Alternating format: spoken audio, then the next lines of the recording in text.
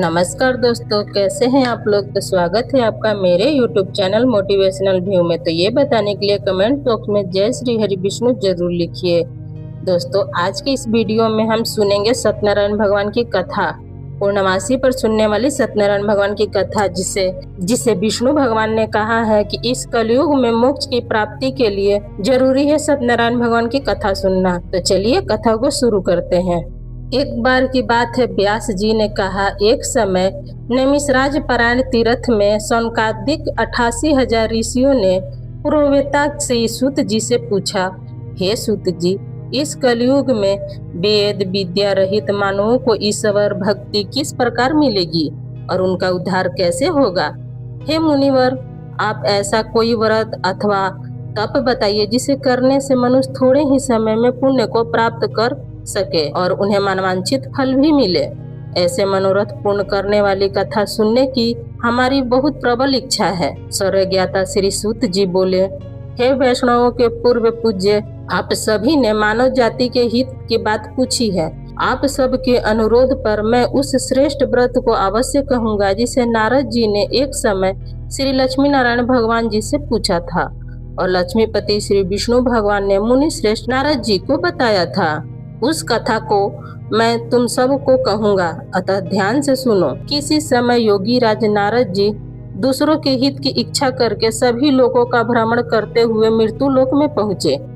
यहाँ अनेक योनियों में जन्मे प्राय सभी मनुष्यों को अपने कार्यों के अनुसार अनेक दुखों से पीड़ित देखकर उन्होंने विचार किया कि कौन सा ऐसा यत्न करने से निश्चय रूप से ही प्राणियों के दुखों का अंत हो सकेगा। ऐसा अपने मन में विचार कर श्री नारद जी ने वैकुंठ धाम पहुँचा। विष्णु लोक में नारद जी पीतवर्ण और 4 भुजाओं वाले देवों के ईशा नारायण को, जिनके हाथ में शंख चक्र गदा पद्म से सुशोभित थे तथा जो गले में बनमाला पहने हुए थे, उन्हें देखकर उनकी स्तुति करने लगे। नारद जी विष्णु जी से बोले, हे प्रभु, आप अत्यंत दुर्लभ शक्तियों से युक्त हैं। मन तथा वाणी भी आपको पाने में असमर्थ है। आपका न आदि है, न अंत है और न कोई मध्य है, कोई नहीं जानता।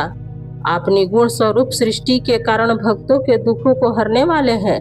आपको मेरा नमस्कार है।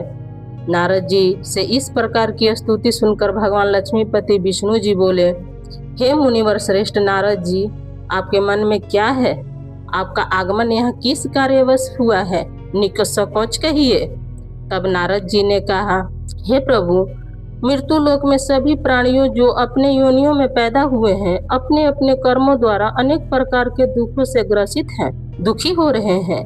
हे नाथ, यदि आप मुझ पर दया रखते हैं तो कृपया करके मुझे बताइए कि उन मनुष्यों के सभी दुख थोड़े से ही कर्म से कैसे दूर हो सकते हैं। श्री विष्णु भगवान ने कहा, हे नारद, मनुष्यों के हित के लिए तुमने यह बहुत अच्छा प्रश्न किया है। जिस व्रत के करने से मनुष्य मोह के बंधन से छूट जाता है, वह व्रत मैं तुमसे कहता हूँ, सुनो। बहुत पुण्य देने वाला, स्वर्ग तथा मृत्यु लोक से दुर्लभ एक उत्तम व्रत है, जो आज मैं प्रेम वश तुमसे कहता हूँ। सत्यनारायण भगवान का यह व्रत विधि विधान पूर्वक संपन्न करके मनुष्य इस धरती पर सुख भोग कर मृत्यु के उपरांत मोक्ष की प्राप्ति करता है।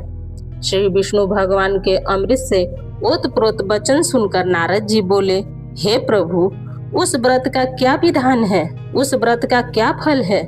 इस व्रत को पूर्व समय में किस किस ने किया है और किस दिन यह व्रत किया जाना चाहिए? कृपया इस व्रत की विधि विधान मुझे विस्तार पूर्वक कहिए। मुझे यह सब सुनने की तीव्र इच्छा हो रही है।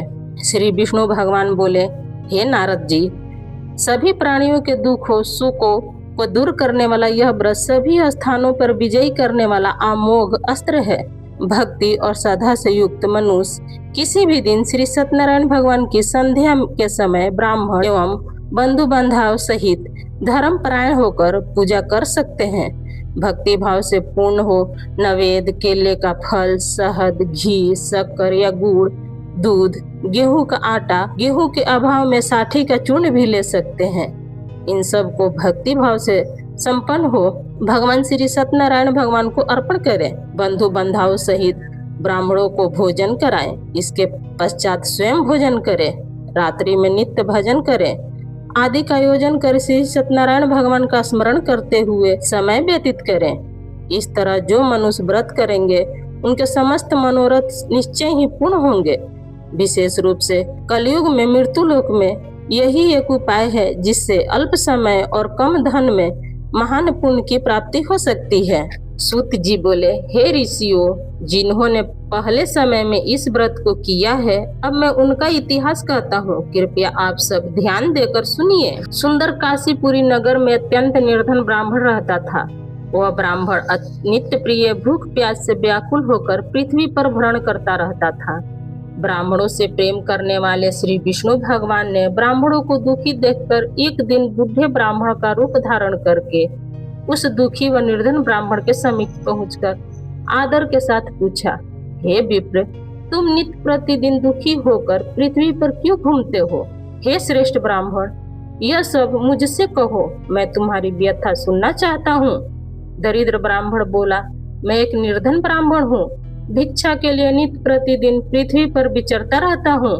हे भगवान, यदि आप इस समस्या से छुटकारा पाने का कोई उपाय जानते हैं तो कृपया मुझसे कहें। वृद्ध ब्राह्मण रूप में विष्णु जी बोले, हे ब्राह्मण श्रेष्ठ, श्री सत्यनारायण भगवान मनवांछित फल देने वाले हैं, अतः तुम उनका पूजन करो। इस व्रत को करने से मनुष्य दुखों से मुक्त हो जाता है। दरिद्र ब्राह्मण को व्रत का सारा विधान बताकर बुढ़े ब्राह्मण का रूप धारण करने वाले श्री सत्यनारायण भगवान अंतर ध्यान हो गए। जिस व्रत के विषय में मुझसे वृद्ध ब्राह्मण ने बतलाया है, मैं उस व्रत को अवश्य करूंगा, ऐसा मन में निश्चय कर निर्धन ब्राह्मण अपने घर पहुंचा। परंतु उस रात्रि को उस ब्राह्मण को नींद नहीं आई। अगले दिन वह जल्दी उठा, श्री सत्यनारायण भगवान का ध्यान कर उनका व्रत करने का निश्चय किया, भिक्षा मांगने के लिए निकल पड़ा। उस दिन उस दरिद्र ब्राह्मण को भिक्षा में बहुत सा धन मिला, जिससे उसने पूजन का सब सामान खरीद लिया। खरीद कर घर आकर अपने बंधु बंधाए के साथ भगवान श्री सत्यनारायण का व्रत किया, जिसके करने से वह दरिद्र ब्राह्मण सब दुखों से छूटकर अनेक प्रकार की संपत्तियों से युक्त हो गया। तब से वह प्रत्येक मास व्रत करने लगा। श्री सत्यनारायण भगवान के व्रत को जो मनुष्य शास्त्र विधि के अनुसार श्रद्धा पूर्वक करेगा, वह सब पापों से मुक्त होकर मोक्ष को प्राप्त होगा। आगे जो मनुष्य पृथ्वी पर श्री सत्यनारायण भगवान का व्रत करेगा, वो अपने सभी दुखों से छूट जाएगा। इस तरह नारद जी ने सत्यनारायण भगवान का कहा हुआ व्रत मैंने तुमसे कहा। हे विप्र, अब आप और क्या सुनना चाहते हैं, मुझसे कहें। तब ऋषियों ने कहा, हे मुनिवर, संसार में ऐसे विप्र से सुनकर किस किस ने इस व्रत को किया है, हम सब सुनना चाहते हैं। हमारे मन में यह सब सुनने की बड़ी इच्छा व श्रद्धा जाग रही है। तब श्री सूत जी ने कहा, हे मुनियों, जिस जिस प्राणी ने इस व्रत को किया है, उन सब की कथा ध्यान पूर्वक सुनो। एक समय वह ब्राह्मण धन और ऐश्वर्य से अनुसार बंधु बंधाए सहित अपने घर पर व्रत कर रहा था। उस समय एक बूढ़ा लकड़हारा लकड़ी बेचने वाला वहां आया। उसने सिर पर रखा लकड़ियों का गट्ठर बाहर रख दिया और उस ब्राह्मण के घर में चला गया। प्यास से व्याकुल लकड़हारे ने उस ब्राह्मण को व्रत करते हुए देखा। वह प्यास को भूलकर उस ब्राह्मण को नमस्कार कर पूछने लगा, हे ब्राह्मण देवता, आप यह किसका पूजन कर रहे हैं? इस व्रत को करने से क्या फल मिलता है? कृपया कर मुझे बताइए, इसे सुनने की मेरी इच्छा है। ब्राह्मण उस वृद्ध लकड़हारे से बोला, हे भाई, यह सब मनोकामनाओं को पूर्ण करने वाला श्री सत्यनारायण भगवान का व्रत है।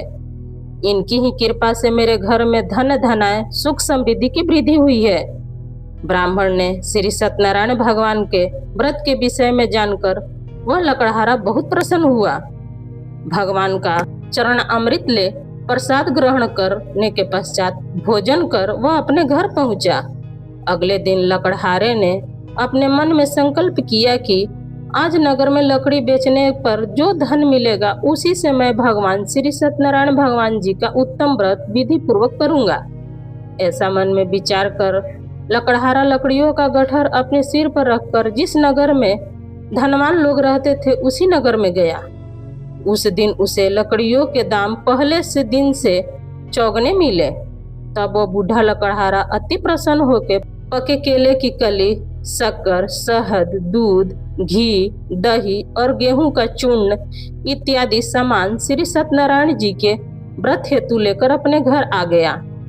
उसने अपने बंधु बांधवों को बुलाकर विधि विधान के साथ भगवान का पूजन किया और व्रत किया। उस व्रत के प्रभाव से वह बूढ़ा लकड़हारा धन, पुत्र आदि से युक्त हो गया। संसार के समस्त सुख भोगकर अंत में वैकुंठ धाम को चला गया। तो बोलिए सत्यनारायण भगवान की जय। तो दोस्तों, ये मेरा वीडियो बस यहीं तक का था। कैसा लगा मेरा वीडियो ये बताने के लिए कमेंट्स बॉक्स में जरूर कमेंट करिए। अगर आपको मेरा वीडियो पसंद आता है तो प्लीज आप मेरे वीडियो को एक लाइक कर दीजिएगा। चैनल पर पहली बार आए हैं तो चैनल को पक्का सब्सक्राइब कर दीजिएगा, क्योंकि दोस्तों आपका एक लाइक हमें बहुत हिम्मत और प्रेरणा देती है आगे की वीडियो बनाने के लिए। फिर मिलती हूँ दोस्तों आपके साथ एक नए वीडियो में। तब तक जहाँ भी रहिए खूब खुश रहिए, स्वस्थ रहिए। धन्यवाद।